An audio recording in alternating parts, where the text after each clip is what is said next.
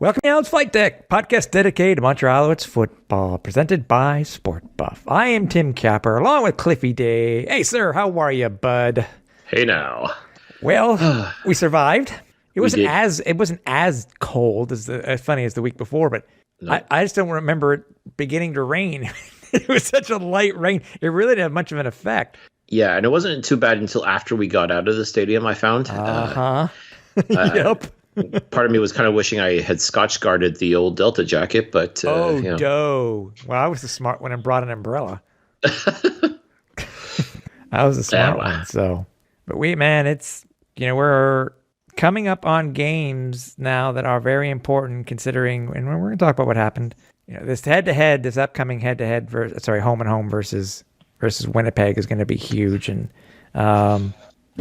To talk about it, our guest this week is Darrin Bauming from BonfireSports.ca. Mm-hmm. He'll be joining us to talk about it. Yeah, good Winnipeg guy. Very very knowledgeable, very in depth with the Bombers and pretty much everything Winnipeg. So we're definitely really excited to be able to talk to him and get his perspective on things with the with this upcoming home and home series versus the Blue Bombers. Yeah. So talk about that coming up. Interesting tidbits, obviously. But this game itself, the game versus the Riders, yes, it was a very important game because with us, being in first place for, since the first time since 2014, and then I don't know. It was fun while it lasted. Huh? It was fun while it lasted. Yeah, well, for as long as it lasted, but when you have when you have a show like you did in the first half, where nothing happened. You hold the ball for 21 minutes. You score 3 points. 21 minutes. And then, yeah. Yeah, it was tough. Both offenses really struggled to make anything happen. A lot of people will say, well, that's a defensive effort then. Sure. But, it doesn't make for very exciting football. And it's just frustrating, too, because you can't look at it and say, Saskatchewan was that much better. But they made the most of their opportunities, however small they were. And I think that was the frustrating thing more than anything else is, especially too, when you're holding on to the ball for 21 minutes out of 30 in that first half. And all you have to show for it is a David Cote field goal. Mm-hmm. Yeah, it's definitely a head scratcher. And you look at it and say, okay, well, where could the team have improved? And Matthew Schultz wasn't connecting with the receivers. You give the ball to Stambeck, and he didn't get a whole lot of rushing done. It was weird. I'm like, okay, obviously these two teams came to play, but they can't seem to get it figured out for the most part. No. And I think there needs to be a little bit of context before we lead into the game itself and talk about the game, Cliff, because, as you and I joke continuously, and as I have in the career that I've done podcasting in the 20 plus years, that after you tape, and I think the guys over the Turf District know all about this, by the way, is that news came out after we had taped the show. And in my opinion, it was something that I did. So I looked at it, and as I told you before, my reaction really was, ew, that doesn't sound good. And that was finding out that, quarterback Matthew Schultz sat out the last practice on Thursday because of a knee issue, as it showed up on the injury report. And right there, as I said, after seeing what happened with the game and the resulting change in quarterback, no matter what was said, I still think it was a bigger deal than it just was showing on paper, because something wasn't right. He didn't. Matt didn't see. He seemed okay, mobile mostly, but he didn't do much running. The third down gambles that were failed were a head scratcher. So maybe when you heard that Matt had a knee injury at first, what did you think? And then go to what you saw during the game. Well, I was definitely skeptical because, he's taken a few shots this year from opposing teams. And of course, there is wear and tear that happens throughout the football season. It just seemed awfully convenient, though, that, you got the brand new quarterback in and he's going to get some reps in with the team during practice. And now all of a sudden your starting quarterback, the guy you've been leaning on for the past 3 games, now all of a sudden has a knee injury. I'm like, okay, yes, injuries can happen, but, it just it didn't quite pass the smell test for me. Like that's how it came across to me. It's like, this seems awfully convenient. Like this just opens up a whole new narrative, if you will, for the Alouettes, because now my thought was, okay, the only way you're going to get Matthew Schultz out of this game is if he's injured. And now that you've sort of planted that seed that, well, he did have that, he did sit out practice because his knee was bothering him. Like, okay, this seems awfully convenient because, you're trying to find a way to get Trevor Harris into the game, to see if, to see what you got. Because you went out, I don't want to say the Alouettes blew their brains out to get him, but at the same time, this is, as I said, a very expensive insurance policy. So you want to see what you basically gave up a starting defensive lineman for. Right. At some point, you got to get him into a game. We accept that. We accept the fact that sooner or later, you would have had to see Trevor Harris under center for the Alouettes. My thought was, if Matthew Schultz is playing and playing well, you don't need to see him. You don't need to see Harris necessarily. If Schultz starts to falter, you got to get. I think he's earned the benefit of the doubt. He's earned the opportunity. If he gets himself into a hole, he's earned the right to dig himself out of that hole. But now you got this injury thing happening. Now you can sort of say, well, he's injured. We want to protect him. Let's get Trevor Harris in there. And just the fact that with that lackluster first half of football, coupled with the fact that Schultz threw a pick to Luchez Purifoy in the first half, which led to the Riders' touchdown. Their only touchdown, by the way. Their only touchdown. But give Purifoy all the props, though. He read it properly. He read the mail. He read it properly. That Schultz should have had another one. By the way, it sounds like you're kind of making you're kind of hinting at something that also happened with the Alouettes a few years back too, when it came to VA and us also having other starting quarterbacks that the Avs traded for. Right. For those of you with short memories, let's go back to 2018 when we got VA back in the fold, and he was about to be essentially was going to become the starting quarterback. And then all of a sudden, the general manager at the time, Kavis Reed, decided to swing a deal for one Johnny Manziel. And you ran into that same situation where, okay, you've got a decent quarterback behind center who's been waiting for this opportunity to prove himself. And now this much heralded free agent or superstar, if you will, is now I say this with tongue firmly planted in cheek. Superstar, all in lowercase letters, in quotation marks, and in small print. Pretty much, with a big old asterisk. But again, no, that's reserved. That's still reserved for the Riders game in 2019. Right, the rain shortened game. I'm sorry. Oh, but maybe a smaller asterisk. All right, but we digress. So yes, Johnny Manziel is now in uniform. Now all of a sudden, all the focus is when's Johnny Manziel going to be quarterbacking for the Alouettes? Whether or not he's ready is clearly not the issue. It's just a matter of we got to get this guy in because we basically blew our brains out to get him, and we got to be able to show something for it. Hold on, I got to set the stage. Go ahead. We want Johnny. We want Johnny. It's exactly what it was. Yeah, if you ever want to see what it was like to watch basically 15,000 people slap a quarterback in the face, that was pretty much it when they did that, when quote unquote Alouettes fans did that to Vernon Adams, who I'm sure never forgot that. And yeah, because people need to remember too at the time, VA got the start that week versus Edmonton over Drew Willie. I don't remember if Drew was hurt or I can't remember the what happened. But then Manziel started the next week versus Hamilton. Everybody remembers what a giant cluster that game was. First CFL pass pick. So anyways, continue. Sorry. Yes.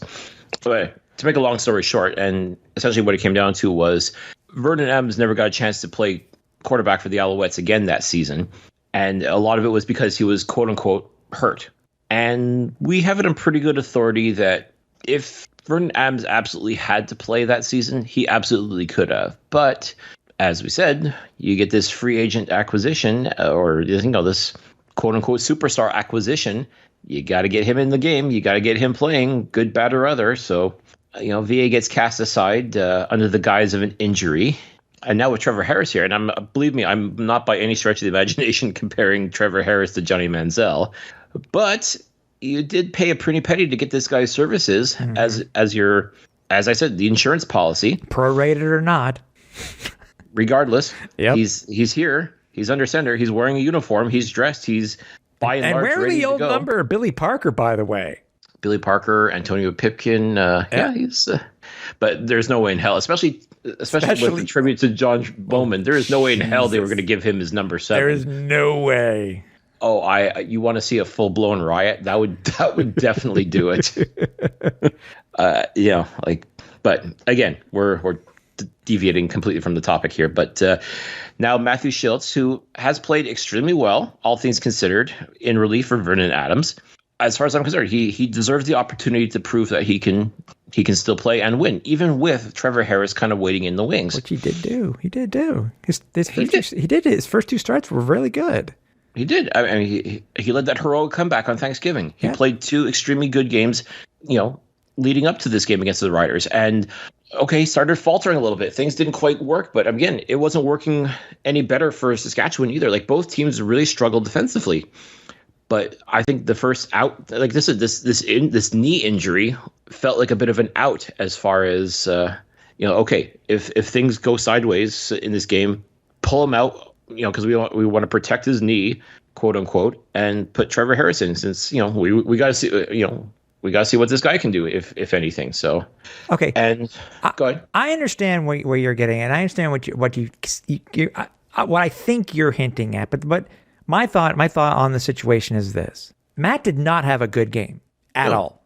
As I said, we may have held the ball for 21 minutes in the first half, but we had 3 points on the board. There was the 1 pick. There should have been the other one was nullified because of a challenge. Mm-hmm. Matt did not. And to be honest, when Harris was put in, I'm surprised he wasn't put in sooner, because the Owls did nothing in the third. I think they had one. Did they have one offensive series in the third? Essentially. Two at most? Right. So, in all honesty, I understand where you're coming from with this. I'm going to disagree with what I think you're hinting at in reference to what happened with VA, etc. But I think something had to change. And if he is hurt, yes, I understand there are a ton of similarities with VA and Matt Shiltz. Especially, it looks like with what's happening this week with Harris starting and Shiltz most likely being placed on the 1 game. He has to. He is on the 1 game. Yeah. So I understand where you're getting at. I disagree with it, though. I think Matt actually is hurt, and he was playing horribly. I think the normal Matt Shiltz, you would have had a couple of those third down gambles that would have been made, and it may have swung it differently. And it certainly didn't help Matt either that the offensive line is pretty well banged up. Yeah. And the depth that we hoped would be there just wasn't quite there. I don't know what. I mean, we lost our center again. Yep. So there was a shift again. So Christian Matt had to switch again to center. Mm-hmm. And by the way, there's no slight on Christian. Yeah, we know what he's done, and we know how good of a center he is. But he's also better elsewhere. Right, and he spent most of the season at guard and doing a terrific job at it. But again, these injuries are starting to pile up now for the defensive line, and it's disconcerting to say the least, because you saw a lot of it. And I think that's a lot of the reason too why William Stambeck didn't quite have the monster game that we would have expected out of him, because this line, they managed to create a couple of holes for him, but not nearly enough. I mean, I really think that Shiltz wanted to lean a little bit more on Stambeck, and when he did, it just got bottled up. I mean, kudos to the Riders. Their defensive line did a great job in stopping this guy dead in his tracks for the most part. So, I mean, some of the blame has to go on Shiltz for the play. I think a lot of it more has to do with the fact that you have a decimated O-line. What I felt was a lot of scared play calling by Kahari, believe it or not. I'll say maybe conservative might be a better way to term it. But, I mean, at the time, it felt like, okay, this is scared play calling. And I said this before, and I said it again, scared money don't make money. I mean, sometimes you got to take those chances. Sometimes you just got to, gamble and try to make something happen, especially too when you've got 3 points to show for your first half of football. I mean, I know at that point, adjustments have to be made for the second half. And it didn't really feel like they did until Trevor Harris got in. And even then, sure. The first couple of series for him were no great shakes either. So it's not like he was going to be the ultimate fix-all for the Alouettes' woes. Well, give him, I think it was 4 days of practice, 3 days of practice, something like that. He is a veteran. He's not Johnny Manziel. And he did, I mean, maybe if he would have started the third, maybe something different might have occurred. I don't know. Because, I mean, again, at that point, we were only down by 4. We're down by 4 at halftime. Mm-hmm. We're only down by 10 after the third. So. But to me, like, this is why I sincerely hope that Matthew Schultz really was hurt, and that being the reason why he wasn't able to, as I said, dig himself out of that hole, because I definitely think he had earned the opportunity to right any wrongs that had happened during that game. And it just felt like there came to be a point where it was like, as I said, it felt like Kahari hit the panic button and said, okay, Schultz out, Harris in. And I mean, people will say like that changed the fortune for the Alouettes, but it wasn't like an instant fix. No. But I think your thought process would have a little bit more credence to it if Schultz were backup this week and not on the one game. Because look who we have as our backup this week, you know? Mm-hmm. So, I mean, I get your point. I get where you're getting at. And I thought the same thing too. But, you know, after Herb Zurkowski of the Gazette broke that, you know, Matt was not going to play, Harris was going to start, it kind of made sense to me. So, yeah. I think I know you and I are thinking slightly different. I mean, everything else across the board, the defense was doing great. I mean, there were some questions. Let's get to the stats here. We can talk about the game because, you know, as you said, there were some questionable calls. There really were. So Owls lost 19-14 to the Rough Riders. An announced only of 11,817. Normal years, I would be concerned. But to be honest with you, COVID year is kind of weird. COVID year is kind of weird. The weather was garbage again, even though it was a Saturday. And again, I still think these night games in October don't bode well for the Owls, in my opinion. I mean, I can only imagine what it's gonna be like for the home finale.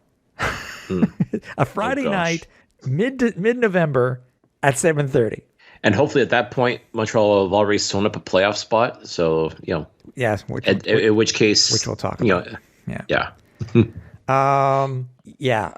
So Matt Schultz, only 7 of 13, 106 yards and a pick. Trevor Harris, when he came in, 12 of 15, 123 and a touchdown. William Stambeck had 80. He ended up improving to 19 carries, 80 yards. 4.2 average. It's not like last week's.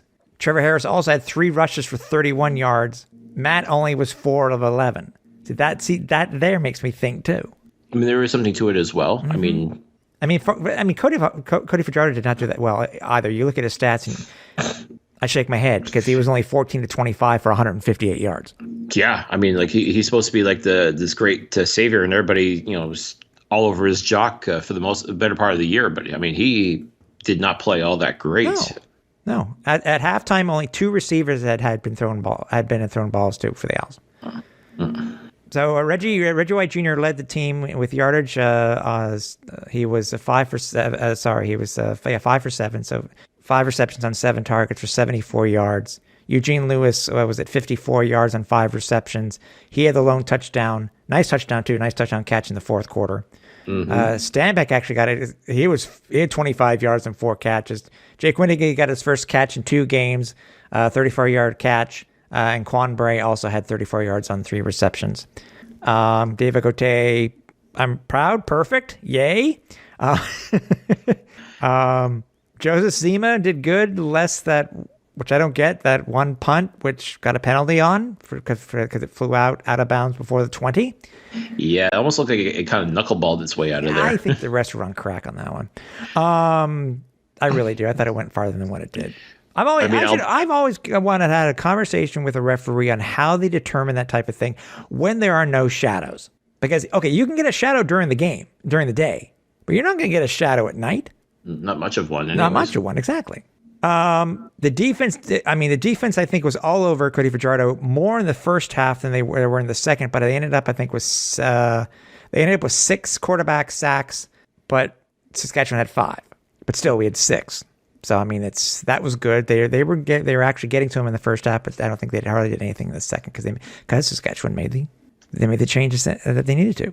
No, that's really what it came down to more than anything else, was just being able to, and Brett Lothar going 4 for 4 for field goals. I mean, that was pretty much their pointage right there. Yeah. Was those 4 field goals. I mean, that that pretty much made all the difference when it came down to it. For sure. And once again, the Owls think they have something because I will admit, Martese Jackson looked amazing. He looked good. He sure did. To me, we'll have to wait and see what happens with the CFL when they announce their fines.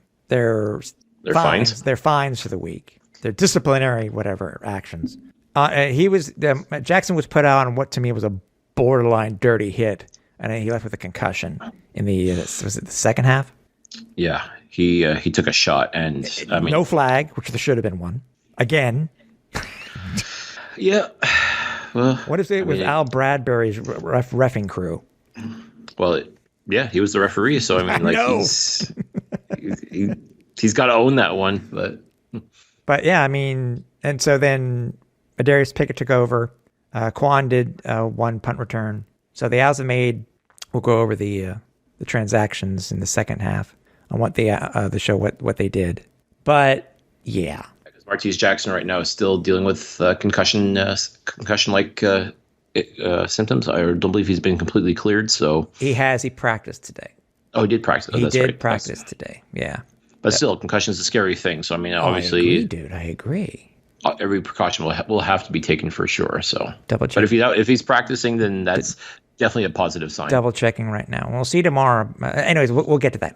But real quick, since we're talking about him, limited participation. Yeah. So there are more things to talk about. We have the John Bowman thing we want to talk about. I don't think, I'm glad they did it, but I don't think he got what he was due.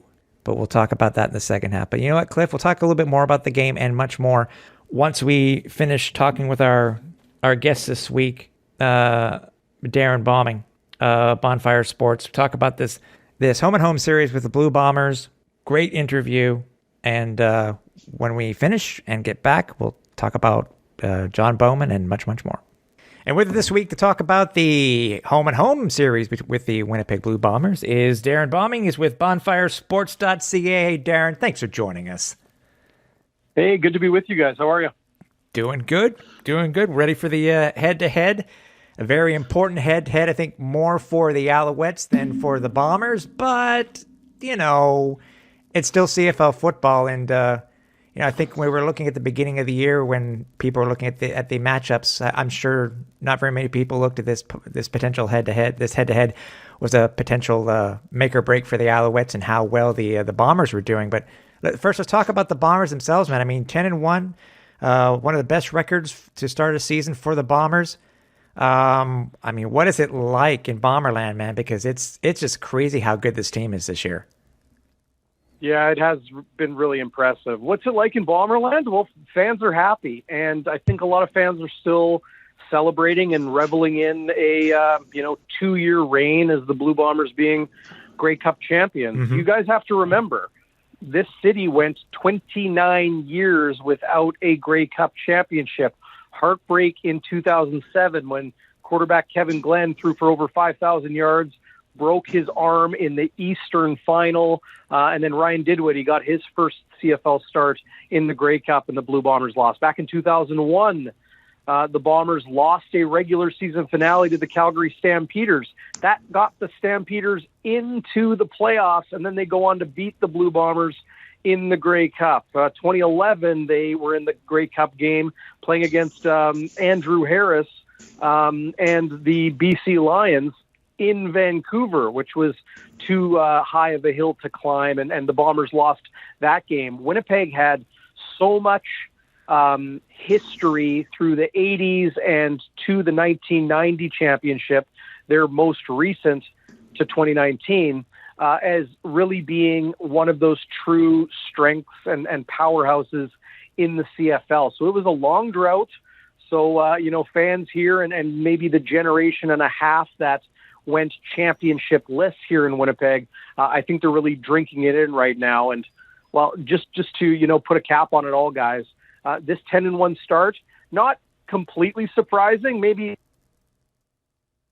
haven't dropped more than just one game so far this season. They've been very fortunate to remain healthy throughout it all. If Andrew Harris has been banged up, there's fellow Winnipegger Brady Oliveira, who's, shown to be very capable at being a 100-yard power runner, very similar to Andrew Harris.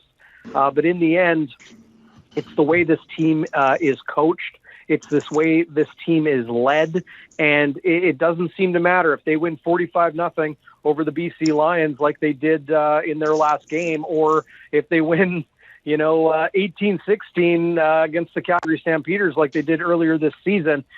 They learn what they can from that game, flush it.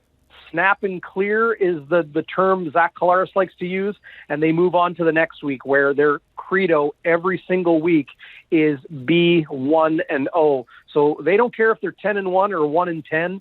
They go into every game with the same mentality, and I think that's a huge reason why they've been so successful. Of course, it'll be interesting in these final 3 games of the season if that mentality stays when they start to maybe take some players out of the lineup, rust, ensuring that, everybody is on the same page and healthy and ready to go for that first playoff game. Of course, we know Winnipeg will be hosting the West Final on December 5th. It is, considering how the Bombers got where they were with that, that late season trade last year. 2 years ago. I've done that all year. Just getting the new quarterback. I mean, Collaros has been, almost perfect for the team itself this year. I mean, it's, and as you're saying with the running backs, you couldn't get any better. I mean, the team has, the Bombers have had, I'm not going to call it luck, because they've had the personnel to do what they need to do this year. And in the CFL, if you have somebody go down, usually you need somebody to take their place. And obviously that's what's happened to the Bombers this year.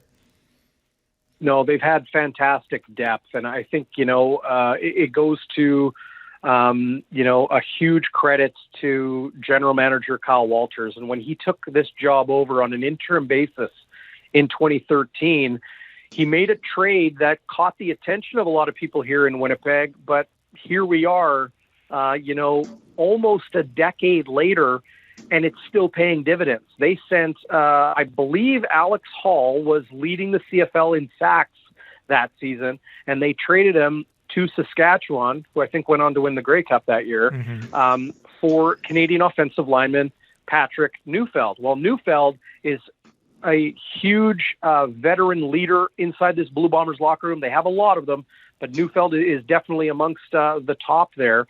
He's a Canadian, and he's an extremely versatile and strong offensive lineman. When Jamarcus Hardrick, all-star right tackle, went down to injury a couple weeks ago, there's Pat Neufeld able to step in and play, a ratio-breaking spot on the edge of, one of the best offensive lines in the CFL. And it all started there for Kyle Walters and making smart trades, acquiring Canadian talent, stockpiling draft picks and high draft picks, using those on maybe not sexy choices, but smart choices, and knowing that in the CFL, there's 3 factors. And Kyle Walters has told me this himself: strong offensive line play, strong special teams play, and those 2 are tied up in having great Canadian talent. And thirdly, a good kicking game. Quarterbacking has been the one area Winnipeg maybe hasn't been amongst the upper echelon in the CFL during Kyle Walters' tenure as general manager. But then when they swung that trade that you referred to late in 2019, Zach Collaros, was he damaged goods? Well, he went on to win 4 straight games, the regular season finale, and those 3 games in the Grey Cup, of course, helped by a very strong performance by the defense in those games. And now you have the likes of Brandon Alexander and Jackson Jeffcoat and Willie Jefferson and Adam Bighill and a ton of other extremely talented defensive players rounding out an important phase of football. And you have strong offensive line play and an elite level quarterback in Zach Collaros. And what do we have? Well, suddenly the Blue Bombers are head and shoulders above the rest of the CFL. So they did it the hard way. They did it the patient and slow way. And they added the flash at the end and did it the way Kyle Walters has really kind of hung his hat on through his tenure as GM in the CFL. He took undervalued assets and develop them into premium assets. He did it with Winston Rose, who was with 3 different CFL stops before he came to Winnipeg. What happens? CFL All-Star, leads the league with 9 interceptions and goes on to the National Football League. He's now back in Winnipeg this week. And, it just goes to show that, that culture, that mentality, that family atmosphere that the Blue Bombers have built over the last 8 years has really begun, and for a while now, paid dividends in ways that, beyond the performance on the field.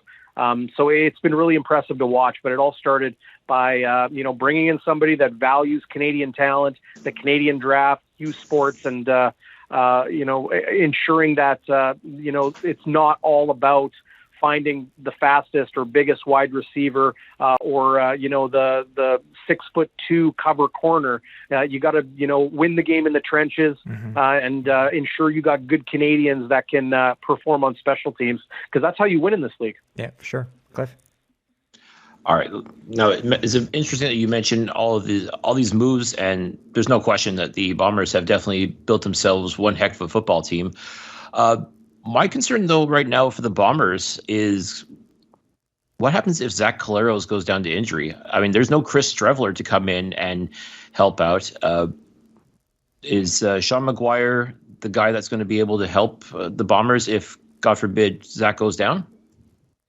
Yeah, well, that's been the biggest question, I would say, or the biggest shadow potentially cast over this Blue Bombers team all year. Not having a proven kicker. Well, they've gone through 3 now, and the 4th will be Sergio Castillo, who will eventually step in, over the next couple of weeks, guys. But, beyond Zach Collaros, I would say that's the one position group that is the biggest unknown as far as depth behind QB1. And Sean McGuire has 6 passing attempts through 2 CFL seasons. He's obviously shown to be an extremely capable short yardage and wedge package quarterback. I think he still leads the league in rushing touchdowns right now as he comes in, picks up those first downs, plunges in on short yardage near the goal line.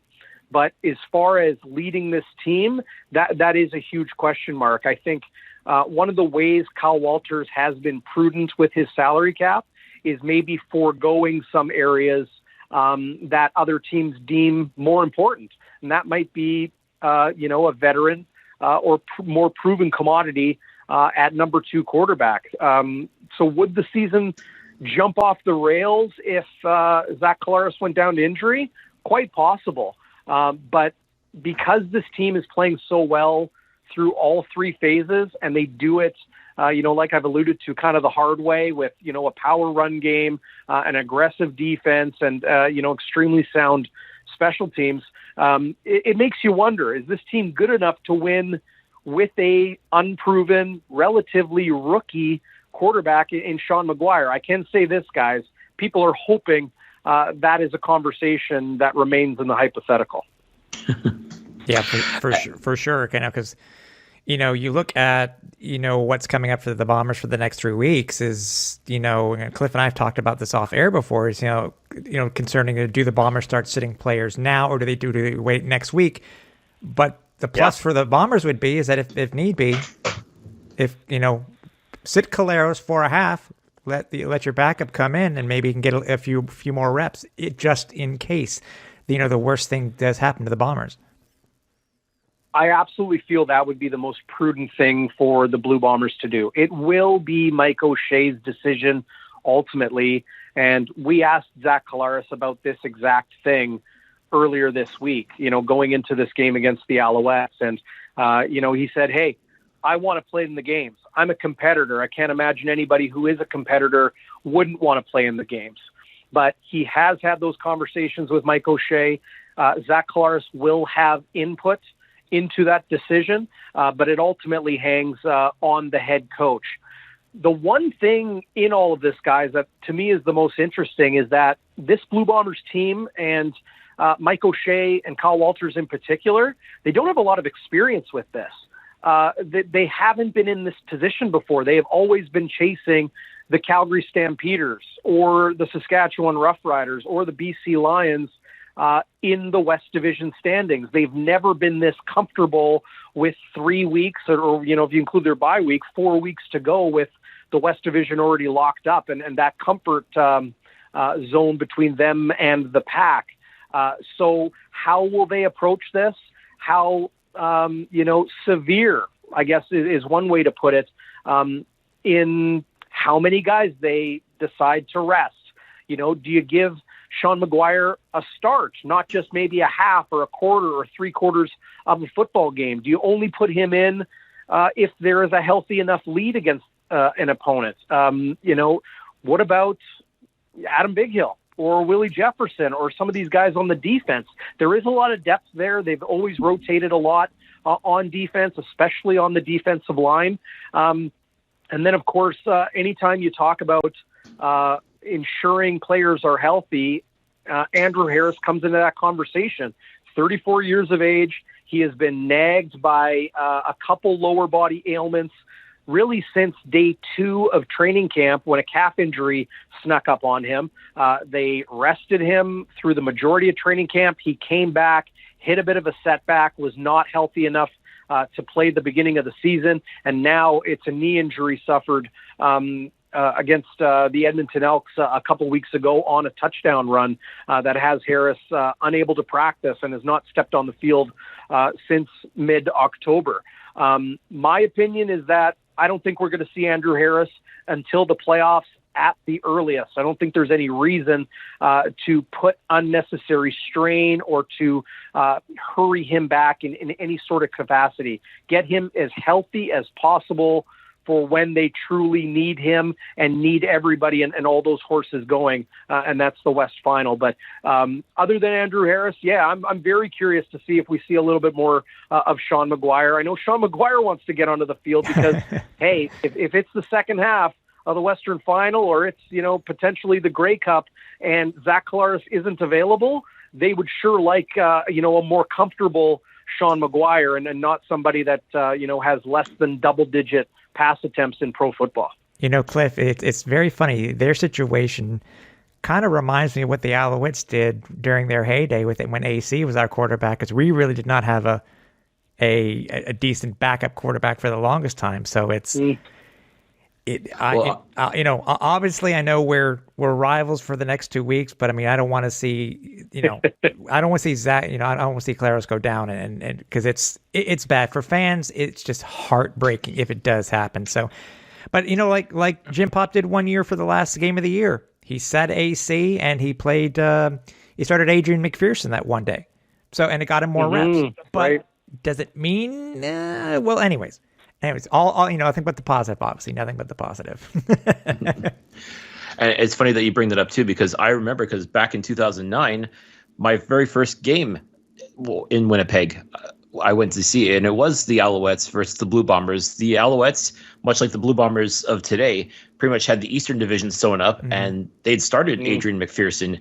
And I remember getting the gears from a lot of Winnipeg fans because the Bombers were just mopping the floor with the Alouettes because they didn't need to win the game. The Alouettes did. So I don't want to say they took the game off necessarily, but I mean, they obviously didn't necessarily put their best foot forward, whereas Winnipeg needed that game just to get into the playoffs and ultimately didn't. But it's a very interesting dynamic as far as when do you rest your guys and how much rest do you give them and all that. So it'll be interesting. For me, it'll be interesting to see what the Blue Bombers do versus the Alouettes over the next 2 games. Oh, for sure. And speaking of, sorry, go ahead, Darrin. I was just going to say, my gut feeling is, outside of Andrew Harris, I don't see Winnipeg doing too much depth rotation in these home games against the Montreal Alouettes. If anything, it'll be that game in Calgary to wrap up their regular season. They do have a bye in the playoffs. I think that shakes out extremely well, and that'll probably be that time, that 2-week stretch, that Calgary regular season finale and that first playoff bye and the division semifinal round where Winnipeg will ensure that, all their players are able to, ice up and get their bodies where they need to be for the Western Final. For sure. Now, obviously these two teams, they've known each other well. I mean, obviously they used to be, major combatants when they were each in the Eastern, when Winnipeg was in the East Division. And more recently, you think of what happened in 2017 in Winnipeg, where the Owls blew a 12-point lead in the last 135 and gave the game. That's coming from an Owls fan, giving the game to the Bombers. And then what happened 2 years ago with the Alouettes coming back from 24 down to winning. These two teams, they may not be in the same division, Darrin, but they have quite a bit of history, and these two games coming up are going to be very, very fun. No, they really do. And I can speak to this personally. Here in Winnipeg, Blue Bomber fans flock to the ballpark when the Alouettes are in town. And I think it's for two reasons. One, your audience should keep in mind, Manitoba is a bilingual province. We are surrounded, the city of Winnipeg that is, with French communities and a lot of French first language speaking people. So there are a lot of Montreal Canadiens fans, a lot of Montreal Expos gear, still very popular around southern Manitoba. And there are Alouettes fans here as well. I think the other part of it is kind of what you alluded to, is that when, the Alouettes reemerged in the CFL and during those heydays of, Anthony Calvillo and Ben Cahoon and all those great Montreal Alouettes teams, that the Winnipeg Blue Bombers were a good team too, and playing in the East, and a real legitimate rivalry grew between two cities, quite far apart geographically, but maybe culturally not so far apart. And, the chants that ring out at IG Field. I remember them, when I used to go as a fan, as a young boy to Canada Stadium and Winnipeg Stadium, those chants that would ring out, razzing the Owls, coming back and, razzing the Blue Bombers. It is a unique atmosphere. I think it's a very unique rivalry and set of circumstances anytime the Blue Bombers and Alouettes meet. It's going to be a heck of a lot of fun. We were talking about injured quarterbacks a little bit earlier. I'm heartbroken for Vernon Adams Jr. because I was looking at these two games down the schedule and down the calendar when we were kind of at that midpoint of the season, when, the Montreal Alouettes had the highest scoring offense in the CFL. And, I'm seeing Geno Lewis and Jake Weineke and, William Stambeck and VA doing all these great things on the field. At the same time, we're watching this Blue Bombers defense blossom into, one of historic proportions as far as, their level of play on the field. I was looking forward to seeing a top offense and the top defense going head to head. I'm not sure if it's exactly what we'll see this weekend, guys, with Trevor Harris getting the start. He really struggled here in his final game with the Edmonton Elks. And it just seemed like something was off for him that day. His completion percentage was well below 50%. I think they had 7 straight 2-and-outs during one stretch of the first half. The Elks did. So, maybe Trevor Harris will be rejuvenated with some different receivers and a different offensive system around him. I'm curious to see how big the playbook will be, or how deep into the playbook he'll be allowed to go. It's been, from at kickoff, it'll be 20 days since that trade was announced. Mm-hmm. And that's definitely a concern for myself as well, because I definitely remember Trevor Harris got his lunch eaten for him by the Bombers on 2 occasions. And I'm sincerely hopeful that he learned his lessons. He learned what not to do against the Bombers. So it's going to be very interesting to see him under center for the Alouettes on Saturday. Yeah, and I got to say, I'm also looking forward to William Stambeck. I think he's somebody that isn't getting enough consideration in the CFL today for being a MOP candidate. I think he should definitely be in that conversation in the East Division. What an impressive player to watch run. Physical, fast, and shifty. One of my favorites in the CFL today. Mm-hmm. No, without question. And that'll be a fun matchup too, is William Stambeck versus Brady Oliveira, because every time I see this kid play, I mean, he's just outstanding. And just to know that he's more or less cut from the same cloth as Andrew Harris, which is remarkable to think about. Like, talk about an embarrassment of riches. You've got Andrew Harris, who's unquestionably one of the best Winnipeg-born players in CFL history. He goes down to injury, and who replaces him? Another Winnipeg-born running back. I mean, it's remarkable. It's like the rich. It really is remarkable. And to think they came from the same high school, Oak Park, in the west side of Winnipeg. Keenan LaFrance is from, my alma mater, Sturgeon Heights Collegiate, Anthony Coombs as well. I don't know what it is in the water in West Winnipeg. Maybe I didn't drink enough of it as a kid, but it's amazing how these ball carriers in the CFL today are so often from the west side of Winnipeg, where I grew up playing football. But when it comes to Brady Oliveira, some of the guys in the locker room joke that it's like Uncle Andrew and little nephew Brady. It is a real mentor-protege relationship between those two. And, for Brady Oliveira, whose rookie season in 2019 ended in his first game, he had a pretty hellacious broken ankle that happened on a special teams play. So while he got a Grey Cup championship ring, he definitely didn't, contribute the way he had hoped he would. He showed up in camp. He was working out with another Winnipegger from Oak Park High School in Nick Dembski, very impressive player in his own right. Those two worked their tail off all winter here in Winnipeg, and throughout the pandemic. Those two showed up to camp in, I think, the best shape I've seen maybe anybody show up to a Blue Bombers camp. They came out like a bat out of heck, and both of those guys are having phenomenal seasons.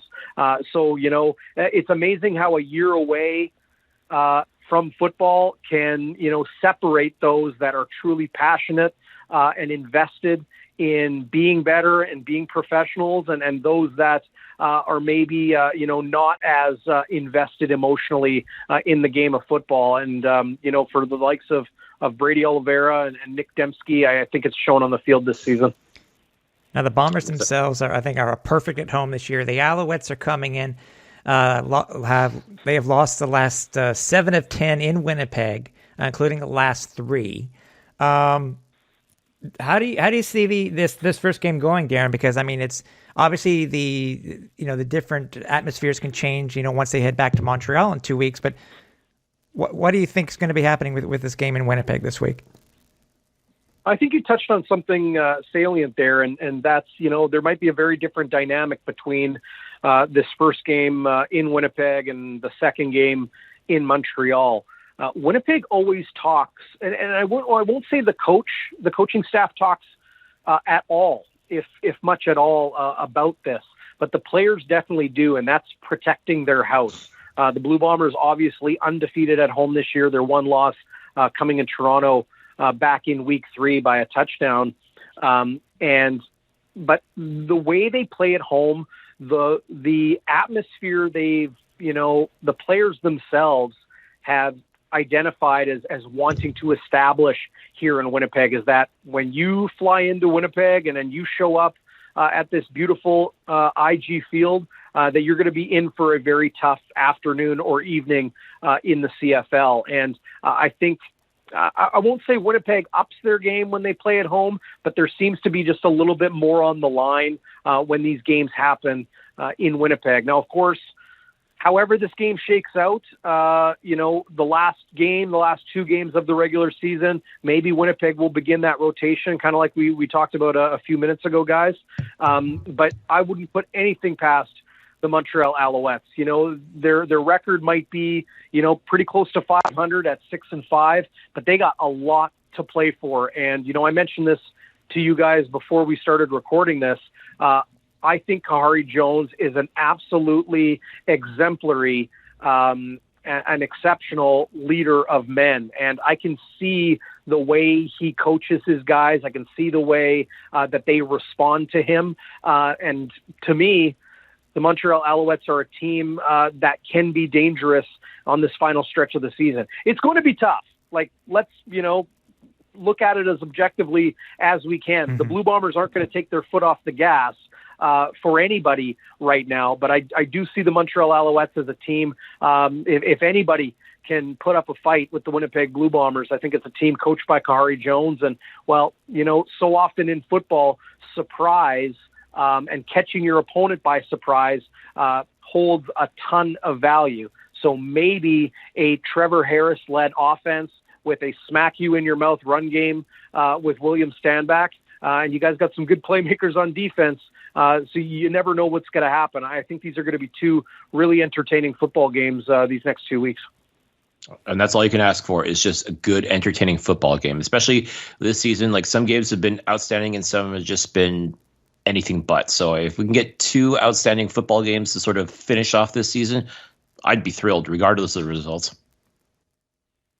Well, no question. Like, I mean, you got Hamilton and Toronto playing this week. Edmonton's going to be in tough, obviously, being in the West, but, they've got these 3 games in 7 days. So you almost think you could add wins to the opponent's column in all 3 of those matchups. But, if Montreal is able to scrape a win off of the Blue Bombers these next 2 weeks, and then they get to host the Ottawa Red Blacks, on November 19th in that regular season finale, I think Montreal is going to, that should help them, settle into a playoff spot. And, I'll be honest, guys, next to the Winnipeg Blue Bombers, 2 through 7, it's wide open in the CFL this year. I think it could be anybody's ball game to take. Yeah, I agree. Without question. Yeah, without question. Without question. Cliff, let's take it home. All right. Well, Darrin, as I said, this is going to be the next 2 games. I think are going to be a lot of fun. I think whether you're a Bombers fan or Als fan, I think you're going to be settling in for some really exciting football. As far as for you goes, how do our listeners follow you on social media? How do they find out about Bonfire Sports? Educate us on that. Yeah, appreciate that, guys. And, feel free to call me anytime. It's been great talking football with you. Bonfire Sports is a brand new YouTube channel that I launched here in Winnipeg. Now, we talk a little bit of hockey and the Jets. I have a contributor bringing in some NBA analysis as well. But my bread and butter has always been and will always be the Canadian Football League. The legendary Chris Walby joins me every week for pregame coverage ahead of the Blue Bombers games. And we don't just focus on Winnipeg. We focus on the opponents as well. So people can find us on YouTube. You just search Bonfire Sports, or you can go to BonfireSports.ca and find all of our social media links there as well. There you go, folks. I mean, like you already follow us on YouTube. You may as well follow Bonfire Sports on YouTube as well. I mean, that's what it's all about, is just creating great content for Canadian football fans, and there's nothing better as far as I'm concerned. Darrin, we thank you so much for joining us this evening. It was an absolute blast, and let's settle in for a couple of hopefully really exciting football games. Yeah, sincerely, guys, I had a heck of a lot of fun talking ball with you. And, yeah, it's going to be, really entertaining football here between Montreal and Winnipeg. The rivalry continues, so settle in and enjoy, everybody. I think that was probably one of the best ways to set up this home-and-home series. As we were mentioning throughout the entire thing, it's very important. A very important series for the Alouettes, because I do think, too, that the Alouettes need to win one of these two to have any shot at winning, getting a home playoff.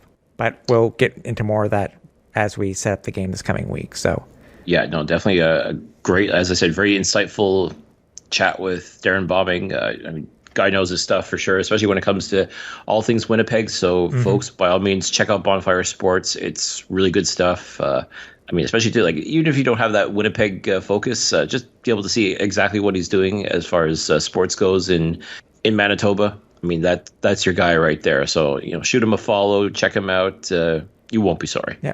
And speaking of social media, don't forget that we are on social media. You can catch us on Twitter, Instagram, Facebook. I think I got them all. Twitter is at Alouettes Flightdeck. If you happen to miss any of the previous episodes or want to check out any of our historical episodes of the Flight Deck podcast, you can do so by heading over to www.alouettesflightdeck.ca, or you can check out any of the podcast servers that are out there. Just do a search for us. But it's just more than podcasts, right, Cliff? Absolutely. I mean, YouTube, like we are on YouTube, folks, and by all means, check us out on YouTube if you want to listen to the Flight Deck in a completely different way, but similar because it's still just audio. But make sure you head over to the YouTube. As I said, search Alouettes Flightdeck podcast. Leave a like, subscribe to the channel. We've got a great contest that's going to be or a great giveaway that's going to be happening as soon as we hit 100 followers. So please, tell everybody, tell your friends, family. Let everybody know about the Alouettes Flight Deck on YouTube. And I tell you, we got a really sweet prize that's going to be giving out. And if you'd rather follow us, on all these other podcast platforms, by all means do so. Pretty much anywhere you listen to podcasts, you can find the Alouettes Flight Deck. And also, we did mention that we are having a giveaway this week from our presenting sponsor of SportBuff. We want to congratulate Fonzie Van Dam on Twitter. You are the winner of the Alouettes shirt.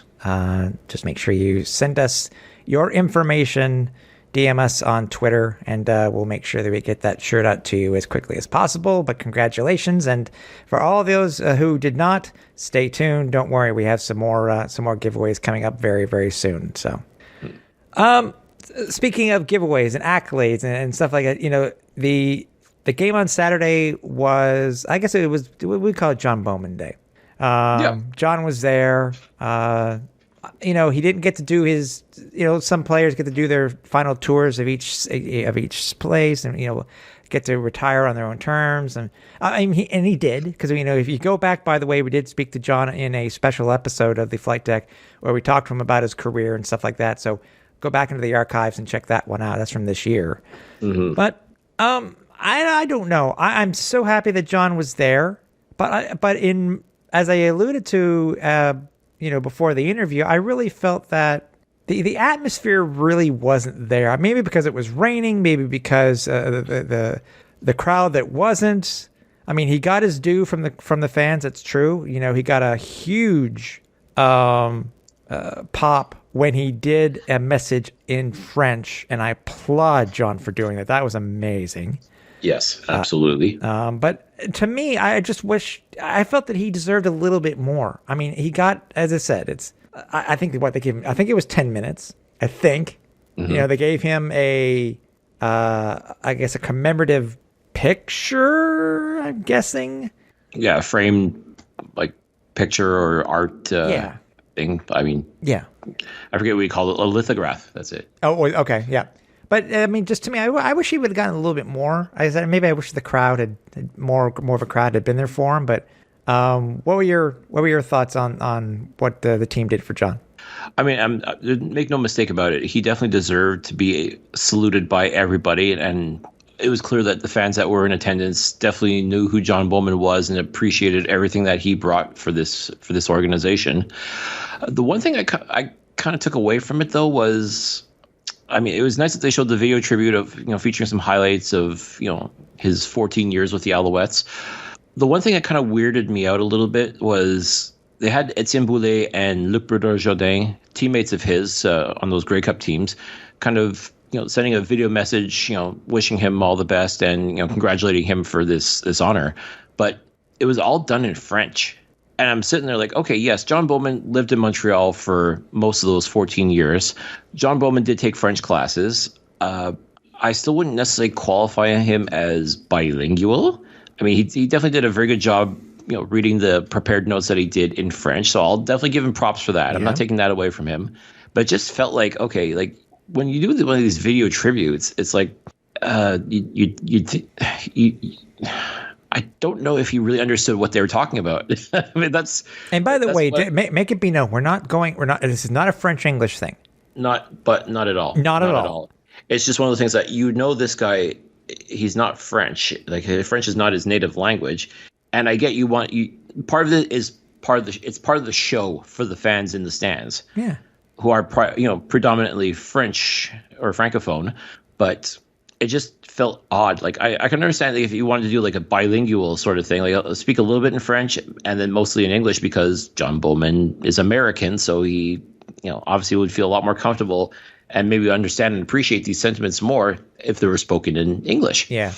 And again, you could do the whole subtitle thing as well, but at the same time, I don't know if it would have been able to be read. But I know they showed. I think they did have the the look back and stuff they put it on social media. That I do know. Mm-hmm. I don't know if they put the speeches on social media, but who for those who weren't there, who did the speeches besides those two? I mean, it was those two, and that was it as far as like his former teammates go. Why didn't AC do something? See, that surprised the hell out of me. Why didn't AC? Why didn't Anwar Stewart? Yeah. Like Ben Cahoon? Yeah. I mean, you could swing a dead cat and hit a whole bunch of former teammates that could have easily taken 30 seconds and said a few words about John. I agree. I don't get it. I mean, one thing I did take away, and I thought was really awesome though, was the fact that VA on the sidelines, was rocking the John Bowman jersey. Loved it. I thought it was an absolutely perfect tribute to him. Mm-hmm. But 100%. Kudos, VA. I mean, that's VA for you. I mean, like I expect nothing less out of our quarterback. Yeah. But I mean, I'm curious to know if Mario Cecchini is listening, or somebody from the team is listening. We are curious to know, why was it only those two? I hope it had nothing to do with time constraints, because 30 seconds is 30 seconds. I understand you gave John the time that you did. He deserved the time to speak how he did and to give his message to the fans. Right. That I get. But AC, as I said, AC, Cahoon, Anwar Stewart. Yeah. And again, like, I'm still baffled as to why, like, and again, these were heartfelt messages that these guys were giving to John, but again, all in French. Like, to me, it just felt bizarre. Like, I'm sure John must have been sitting there looking. I'm like, okay, I'm sure they're saying nice things about me, but I don't understand what the heck they're saying. Like, yeah. I mean, if he did, and again, I don't want to speak for John Bowman as far as his ability to understand the French language, but he's admitted to me in the past too. Like, he tries very hard with his French. He does put in the effort for it, but at the same time, I sure as hell don't expect him to understand what he may have heard from his teammates this past Saturday. Right. I'm sure someone gave him the gist of it, and like I said, I have no doubt in my mind that he understood it to be nothing but complimentary. But at the same time, just for the overall aesthetic of this, is like, this is bizarre. For a man that played in Montreal as long as he did, it had to have been more than just two people. You know what I mean? I hear you 100%. And yeah, and the fact that AC didn't say anything, or any coaches, or Anwar, or any of these guys, like, it felt odd. Unless they're saving it for his Hall of Fame induction, which is going to happen. Yeah. When the time comes. But at the same time, it felt off a little bit. Yeah. No, I agree. I said something was off. I agree with you on this one. I do. 100%. Yeah. 100%. But John, we'll miss you, dude. You know that. I said, go back and listen to the interview that we did earlier this year for the podcast. It was very enlightening, and as I said, it was a special interview that we had just specifically with him. We were very fortunate to be able to speak with John and give him an opportunity that maybe not everybody gets when it comes to having as long a career as what he did, and maybe sometimes you don't always get those accolades for any number of reasons. So we wanted to make sure we gave him his space and his chance to reflect back on his illustrious career. And it's definitely a great listen, folks. So by all means, go to AlouettesFlightdeck.ca, find the John Bowman episode, and definitely give it a listen. Which is episode 130, season 6, episode 8. So July 14th of this year. So yeah, listen to it, man. It's well worth the listen. Talking about accolades, we swept the league players of the week last week, but something surprisingly came about this week, and we had a player of the month. Player of the month, and that just speaks to just how well this defense has been playing these past few games, because one David Menard, the defensive lineman for the Montreal Alouettes, was recognized as one of the 3 players of the month by the Canadian Football League, which should come as no surprise, because he has been playing lights out football for the Alouettes. And the best part, he's not a starter on the defensive line. Like, he's a sub, and he has been, like, every time he gets on the field, like, he hunts down quarterbacks. He makes plays happen. I mean, he has been, as far as I'm concerned, one of the major talking points as far as this Alouettes defense goes. Like, he has been phenomenal in his role for the Alouettes.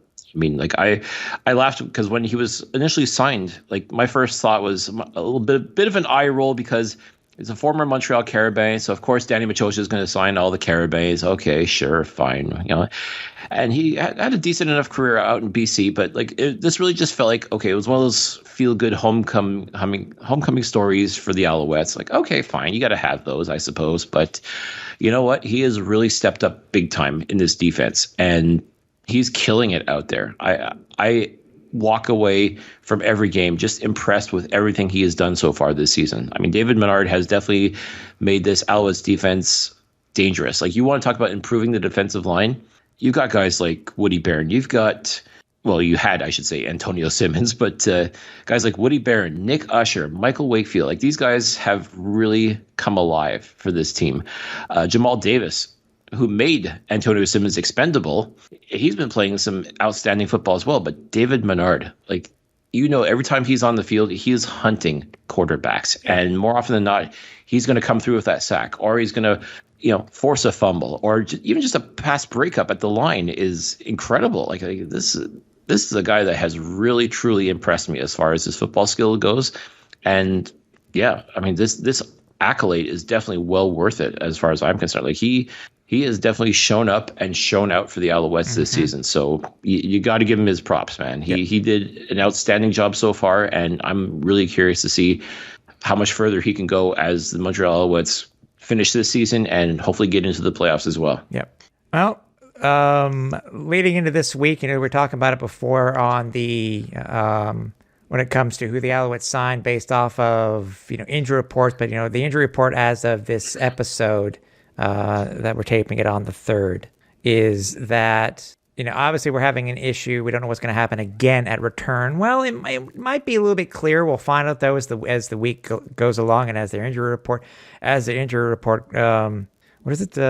Like sands through the hourglass, so are the injury reports of our lives. That was so dumb. But Dante Atcher seems to be healthy. Full participation, but he was a healthy scratch. Cameron Artis-Payne, same thing. He's a healthy scratch, but full participation. Philip Gagnon, lower leg, full participation. Taiwan Glass, healthy scratch, full participation. Brian Herlimana. Thank you. Ankle did not participate. We know that can be bad. Ankles can be bad. As we said before, Martese Jackson, the concussion, limited participation. Cameron Lawson, healthy scratch, full participation. Frederick Plisis, healthy scratch, full participation. Matthew Schultz, knee, did not participate. We've already found out the news about that, but we'll continue with that in a couple of minutes here. Mm-hmm. Wesley Sutton, healthy scratch. And Jake Winicky, not injury related, but he did not participate. So still, we got to keep an eye on these injury reports. Yes, they certainly are starting to tell the tale as far as what to look forward to in the next game. Yeah, for sure. So from there, we thought that there's a potential that the Alouettes are going to be going in a certain direction when it came to returns, because the Owls announced on the 2nd, on Tuesday, that they picked up again or signed again Fabian Guerra, a wide receiver out of Fairmont State. He was the co-rookie of the year in the Arena Football League in 2019. Had signed with the Alouettes originally, and then opted out, which the players were allowed to do for COVID, and he went and play in the Spring League. And they also picked up Christian Olmstead, a lineman. What's funny is knowing with Fabian could easily be a contender to be a returner, especially with his history, even though he is a great wide receiver in the Arena League. If anybody saw, there is a reel online of something that he did in one game in 2019 when he was playing for the Columbus Destroyers on his returns. So he would be a perfect fit, in my opinion, to do returns for the Alouettes. But from what we're seeing, from what they're showing on the transactions page for the CFL, he's currently been placed on the practice roster. That could change, obviously, but so he's already cleared his protocol because he was actually signed. When did they sign him? On the 28th? What did I say? Yeah. On the 28th. Yeah, 28th. Al's also put Rayshawn Simon as the Canadian wide receiver onto the practice roster. Does that surprise you?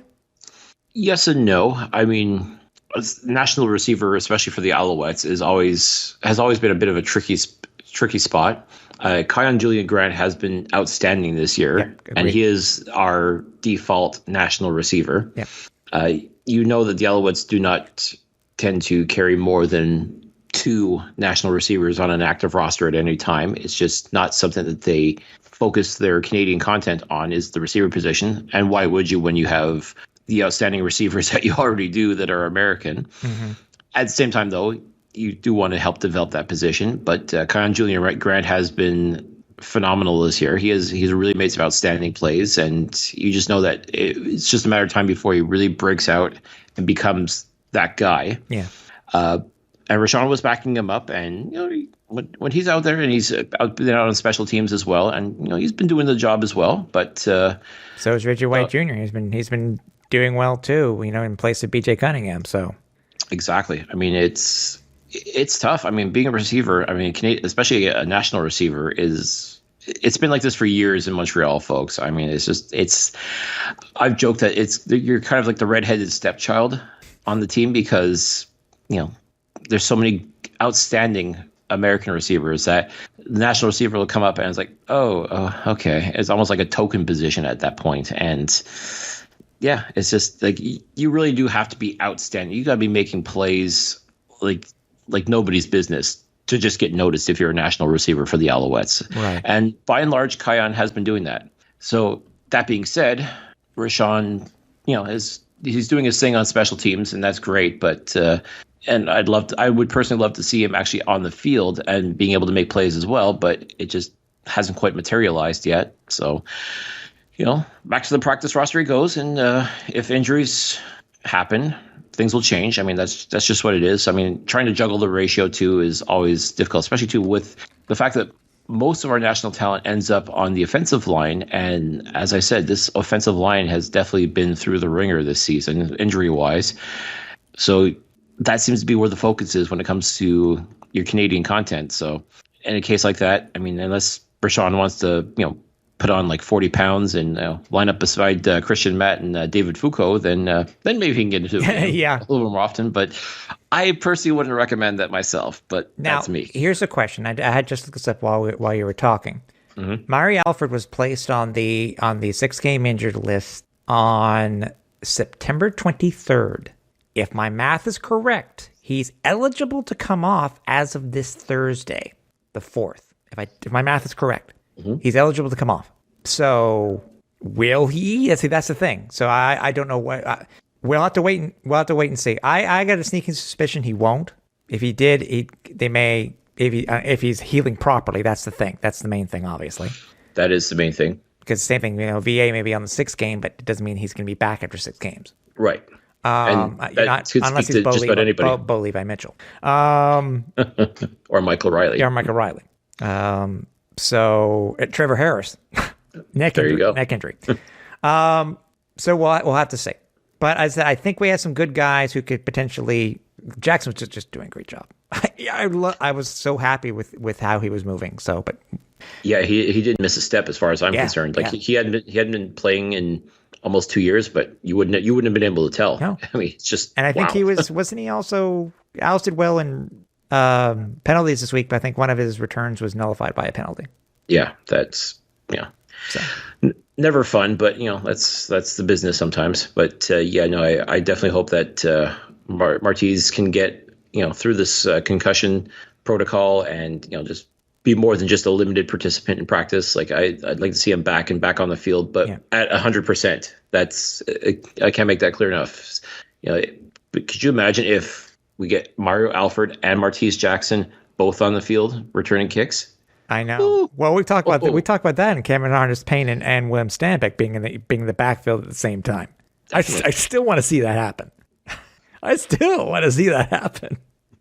And again, maybe that's the secret weapon, kind of waiting for once we get into the playoffs. Is that maybe that's the ace up Kahari's sleeve? Mm-hmm. Maybe. Just real quick before we talk about the game this week. Patrick Davis, who had been on the active roster, is now back onto the practice roster. Christian Olmstead and Fabian Guerra were also placed on the practice roster. They've cleared their quarantine. Mm-hmm. Did I forget anybody else? I think that's leading back to the 29th. So Yeah. I think we're okay. Yeah, I think that's it. Rashad Cliett, Cliett. Kliak, yes. Yeah, he was added to free agent. So I don't know if he was I have to go back and check if he was placed on the practice roster or if he was if he was actually released by the team. I'll have to double check. So the game this week, we had obviously the news that Trevor Harris will be starting with Matthew Schultz's injury. Interesting note that came across when we were doing research for the show earlier tonight is that, and this is actually pretty cool, and I don't know if it'll show up in the league stats or not, the pregame stats, but I hope it does, that Trevor Harris is actually 3-0 in his first ever starts for his new teams. Oh. Could bode well. Could be. Could bode well. As I said in the interview, the Alouettes have lost their last 7 of 10 in Winnipeg. And what didn't get into the interview is what we're talking about now is, for some reason, Cliff, the sports books have Winnipeg favored by 12.5 points. That's hilarious. A higher spread than the Ottawa-Toronto game. Wow. I'm like, what? I mean, make no mistake. Winnipeg has been the class of this league in 2021, without question. Yeah. They've only lost once this year. So, I mean, this is a very, very, very good football team. We will not take anything away from that. Not at all. But at the same time, they've got nothing to play for. There's a big part of me that thinks, yeah, you want to go out and you want to compete. You want to still show everyone that you are who your record says you are. But at the same time, do you really want to risk injury? And like, to me, I'm curious. I'm really curious to see over these next 2 games, how many starters are actually going to be playing or how long they'll be playing for if they do start. Because my concern for the Blue Bombers is if Zach Collaros, God forbid, he gets hurt, in comes Sean McGuire. Who? Yeah, Sean McGuire. Like, who the hell is Sean McGuire?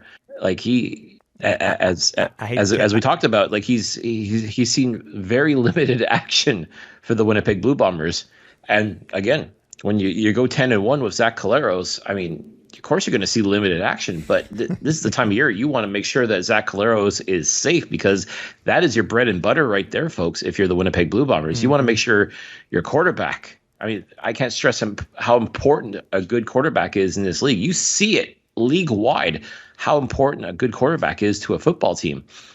If Zach Collaros goes down to injury, there's a big, big problem in Winnipeg all of a sudden. Yeah. So just I don't want to say the compete level won't be there for the Blue Bombers. I'm sure it will be, because they are just that good of a football team. But at the same time, one could understand if they don't maybe put, pedal to the metal when it comes to these 2 games, because nothing's going to change in the standings from them. You know that they're going to be hosting the Western Final at IG Field in Winnipeg, and the Blue Bombers are going to be hosting whoever it is that makes it through the West. That's a given. We've known that now for a couple of weeks. Yep. I mean, it's a done deal. So now you look at these next 2 games. Montreal they need to win. They need to qualify for the playoffs. And they're going to be they're definitely going to be putting their best foot forward. They have no choice. And I think that's kind of secondary this week. And it's weird for me to say that, because it's very possible. And I didn't mention before at the beginning of the show is that, I kind of hated it when the Owls put the Toronto BC game on the screen, because obviously we were delayed because of it. And I guess they're trying to say why we were being delayed. But it's funny. Would I cheer for Hamilton this week? Because if Hamilton beats BC this week on Friday, the Owls clinch a playoff spot. Right, because it would essentially eliminate the crossover. No, it would. Not essentially, it would. Okay, then the crossover spot. If BC loses, they're done. No team will make a crossover, because a team has to have more points. The 4th place team in the West has to have more points than the 3rd place team in the East. Mm-hmm. It'll be done. Right. So Montreal wins or BC lost and they clinch. Yes. Hamilton win or a tie, they clinch, obviously, because it'll be 7 wins. That's what it was last week for the Owls too. It was 7 wins and they're in. Right. It'll be very interesting to see what. Again, I don't know what the storyline is this week, because you talk about backup quarterbacks. God forbid Trevor Harris goes down. Look who our backup quarterback is too. Mm-hmm. See that's the issue also. And there's also another thing that came to light as well, thanks to Three Down Nation of all places. Remember how I talk about Trevor Harris being the insurance policy, the very expensive insurance policy? Yeah. Well, I'll explain to you why I call him that, because and this is why we've also got, well, I say we, but why the Alouettes essentially have to be very careful when it comes to his participation in these next few games. Yeah. He has a $300,000 signing or $300,000 bonus due February 1st. That's right. Yeah. Which is normal. By the way, that's the normal date for what seems to be most all bonuses. Right. But if Trevor Harris gets hurt, as in like blows an Achilles or tears an ACL, the Alouettes can't cut him. They got to eat that money. Oh, crap. Yeah. When I say this is an expensive insurance policy, this is potentially a very expensive insurance policy. Yeah. Because if he gets through, and again, this is one of those decisions that have to be made in the offseason, depending on how Trevor Harris does with the Alouettes to end this season. You got to make a decision as far as you got Ferdinand Adams, who is signed through 2022. You got Trevor Harris, who in theory is signed through 2022 as well. Yep. You're paying a lot of money for You think? Exactly. So I mean, there can be huge ramifications potentially for the 2021 off season. So when I say if Matthew Schilt, if he's not healthy and can't go, like you got to put Trevor Harris in there. This is some scary stuff, folks. I mean, I'm trying to wrap my head around. And it's nothing against Trevor. Nothing against Trevor Harris. I was happy that he came in and he did well. I want him to win this week for the Alouettes. I like to do that for him to be 4-0 for the first games of his new teams. I would love that. I want that to happen. But I get that, but right now we have locked up between two quarterbacks $1 million bucks. $1 million bucks. Yep. Roughly. And a salary cap that's $5 million. I mean, that's 20% of your salary cap in two players. I mean, and they can't both play at the same time. Well, it's the same position. That's the thing, because we can have some higher, we have one of the higher priced wide receivers in the league, et cetera, and with some of our linemen and that thing too. So, but yeah, this is $1 million bucks in two quarterbacks. I applaud Danny Machocha for essentially making sure that when Vernon Adams went down, that there was a plan in place. Yeah. But I mean, this is definitely risky, very risky proposition here. So I mean, if Trevor Harris goes down to injury, I think we're all going to be holding our breath and hoping that it's nothing severe, because I mean that's a lot to eat. No, $300K is a lot to eat come February 1st. Yep, I know. And if he's injured, then again, you can't cut him. That's the thing. You're stuck with him. We don't want to think about that. That's the thing. We don't want to think about that. No, but it can't help but be in the back of your mind as you watch him. Like, I mean, I know. I get that, and it's a very good point. But again, fingers crossed. Yeah. That being said, yes, we want Trevor Harris to succeed. Exactly. Like, make the mistake. We definitely want Trevor Harris and the Alouettes to succeed. We just hope it doesn't come at a very high price tag when it's all said and done. Exactly. By the way, I can't give an update as of the moment. I didn't receive the. It's funny, actually. I didn't receive the schedule for their practice this week. I do not know. I'm checking right now as we speak on Saturday. It's very possible that the game will be broadcast online at tsn.ca, tsn690.ca, because the Habs have a game at the same time. So if I get that information, I'll make sure I pass that along. Yeah. But anyways, we're hoping for a great home and home. I think the Alouettes do, in order to stay in the hunt for a home playoff spot, they need to take one of two of these games, but they also need some help from the Western teams. And obviously that stretch coming up now for Edmonton and Toronto, the multiple games in a short period of time. So fingers crossed that we have that home playoff game. But, game by game. That's it. In a lot of ways, Montreal does control their own playoff destiny, so it's just a matter of got to win. You got to find a way to win. I say it won't be a gimme by any stretch from the Bombers, but you just never know. Like Tim, they've played some really good road games this year. So it's true. They got a better home record than they do. They got a better road record than they do at home. So yeah, so that could end up working in Montreal's favor. Between that and the fact that honestly, I don't see Winnipeg wanting to overexert themselves for this game that essentially means nothing to them. Like they know they have to play it, they got to get through it, but I am really curious to see what the compete level is going to be like for the Blue Bombers, knowing full well that Montreal needs this game a hell of a lot more than they do. So, yep, I agree. I guess we'll see what happens Saturday night, but I think no matter what, these next two games are really going to tell the tale for the Alouettes, and I'm all for it. I'm all for it, seeing what this team is going to be able to do, especially too. They say to be the man, you have to beat the man. Right now, the Winnipeg Blue Bombers are the man in the CFL. So if you can have a good showing, and God forbid you steal a game from one of these games from them, that's gonna like that. You always talk about who have the Alouettes beat. Well, guess what?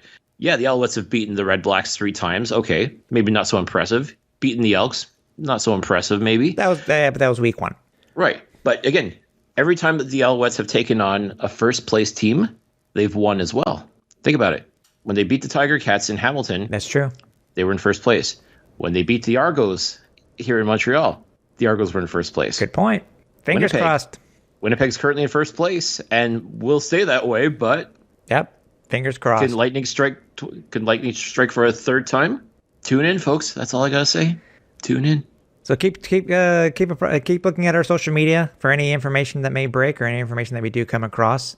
Enjoy the game on TV this week, Alouette fans, and get ready for the game coming up next Saturday, 1 p.m. But we'll talk about that game next week. So Cliff, I'll talk to you soon. And everybody else, we hope you enjoy the game. So if everybody here at the Alouettes Flight Deck, for Cliffy D, I'm Tim Capper. We're on Final Approach.